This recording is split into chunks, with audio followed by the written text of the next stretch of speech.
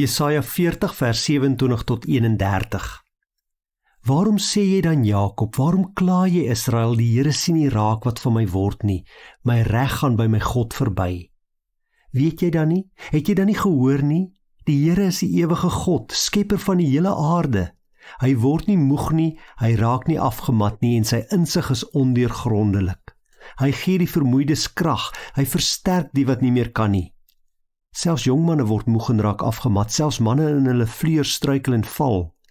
Maar die wat op die Here vertrou kry nuwe krag. Hulle vlieg met arensvlerke, hulle hardloop en word nie moeg nie. Hulle loop en raak nie afgemat nie. Wanneer Jesaja hierdie woorde vir die volk Israel skryf, is hulle ballinge.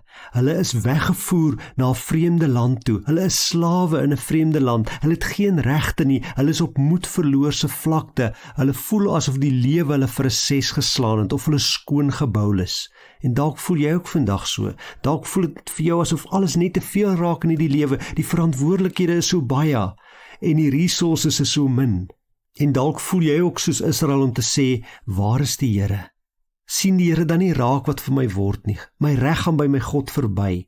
En dan kom sê Jesaja vir ons so duidelik, weet jy dan nie, het jy dan nog nie gehoor nie, die Here is die ewige God, hy is die skepper van die hele aarde, hy word nie moeg nie, hy raak nie afgemat nie, en sy insig is ondeurgrondelik, hy gee vermoeides weer krag. So as jy vandag vermoeid is, weet dan, God is die een wat vermoeides krag gee. En Jesaja gebruik 'n mooi beeld hierso aan die einde van sy hoofstuk om te beskryf hoe gee God vir vermoeides krag. En is 'n beeld van 'n arend wat vir sy kuikens sorg. En daardeur sê hy, ons is kosbaar vir God, want soos wat 'n arend sy kuikens versorg, hoog bo in die kraans waar hy sy nes bou, so versorg God ons ook.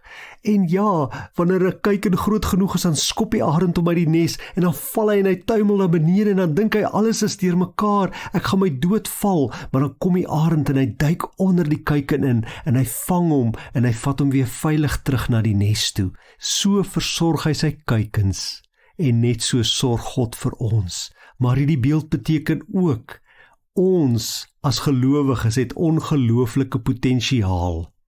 'n Arend is die koning van die voëls. Hy vlieg 3 kilometer hoog in die lug. Hy styg bo sy probleme uit. Jy kan ook, want jy is as ware, sê Jesaja, 'n arendskuiken. Jy's God se arendskuiken. Here, baie, baie dankie dat U vir ons so 'n mooi beeld gee, die beeld van 'n arend wat sy kuikens versorg, oor hoe U vir ons sorg. En Here, waar ek vandag dalk bekommerd voel, kom vra ek dat U daai bekommernis sal wegneem.